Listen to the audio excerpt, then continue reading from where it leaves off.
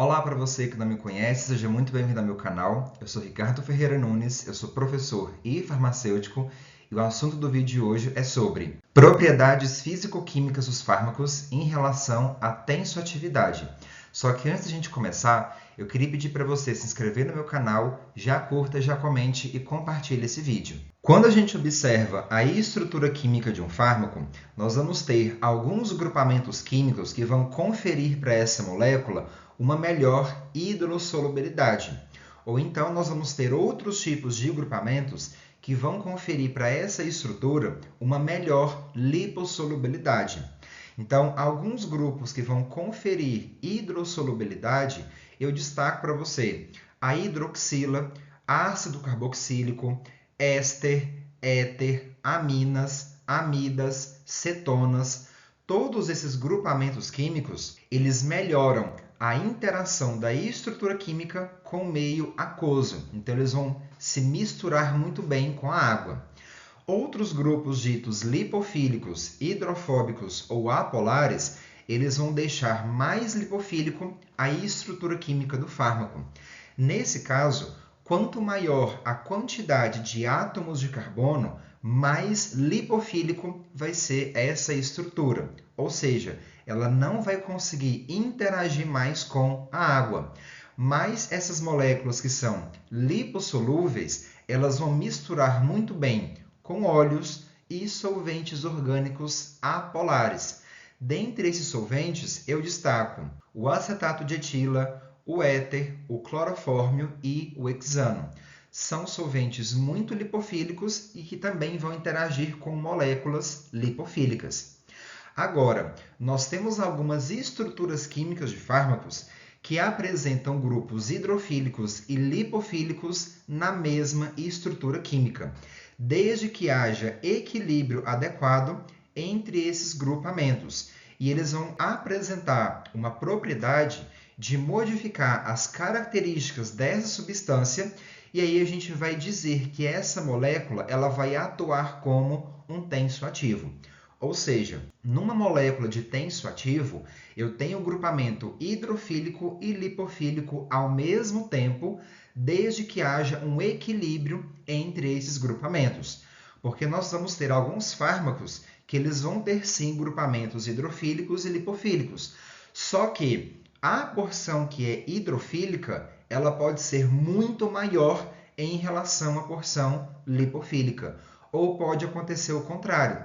Na minha estrutura química do fármaco, eu vou ter um grupamento lipofílico muito grande e um hidrofílico muito pequeno. Então, as moléculas de tensoativo, elas vão apresentar esse equilíbrio entre grupamentos hidrofílicos e lipofílicos. Com relação à classificação dos tensoativos, a gente pode classificar de acordo com a carga gerada desse tensoativo.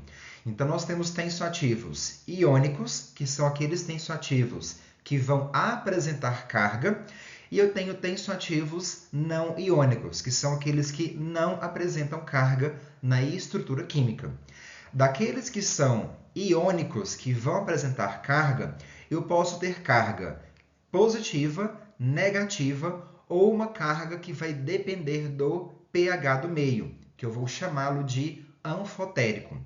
Então, dos tensoativos que não apresentam cargas, que são chamados de não iônicos, eles não são ionizáveis, ou seja, quando você coloca essa estrutura química em meio aquoso, ele não vai liberar nenhum tipo de íon. E contém grupos fracamente hidrofílicos e lipofílicos, o que os torna hidrossolúveis ou dispersáveis em água.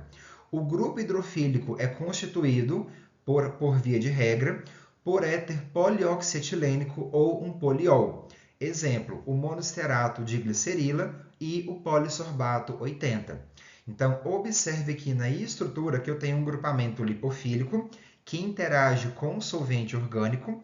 Tenho depois aqui ainda uma função orgânica éter.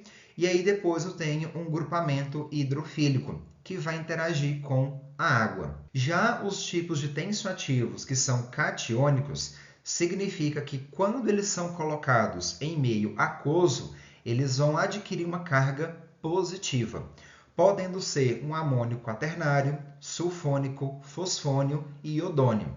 Exemplo, cloreto de benzalcônio, que inclusive é utilizado em alguns colírios devido à capacidade de ação antimicrobiana, cloreto de cetilpiridínio, que também tem ação antibacteriana, brometo de cetrimônio, cloreto de benzetônio, que é utilizado como conservante. Então, uma das principais características dos grupamentos que são catiônicos é apresentar essa carga residual positiva. E a maioria desses tensoativos, eles vão apresentar um alto poder de irritação, então eles têm uma alta irritabilidade e ao mesmo tempo possuem uma ação antibacteriana. Já os tensoativos que são aniônicos, significa que quando eles são colocados em meio aquoso, eles vão adquirir uma carga residual negativa. Então, o grupo hidrofílico, ele apresenta carga negativa e esse grupamento ele pode ser carboxila, sulfato, sulfonato e fosfato. Exemplos de tensoativos que são aniônicos: estearato de sódio, sulfato de tetraericila de sódio, sulfonato de sileno sódico, assim como lauril éter sulfato de sódio, lauril éter sulfossuccionato de sódio. Todos eles vão apresentar uma carga residual negativa. Nesse caso, se eu comparo um tensoativo iônico com um tensoativo não iônico, todos os tensoativos que apresentam carga, eles são classificados como mais irritantes do que os tensoativos que não apresentam carga. Já os tensoativos anfotéricos, ou chamados de anfóteros, eles são chamados de anfolíticos ou anfolitos, ou seja, eles apresentam um grupamento catiônico e um grupamento aniônico ao mesmo tempo. Só que esse grupamento ele vai se apresentar no meio aquoso quando você mudar o pH da sua solução. Então, se eu coloco esse tensoativo anfotérico em um meio que é ácido, ele vai adquirir cargas positivas, então ele vai se tornar catiônico. Se eu coloco um tensoativo anfotérico em um pH alcalino, ele vai se tornar então um tensoativo aniônico, então ele vai adquirir carga negativa.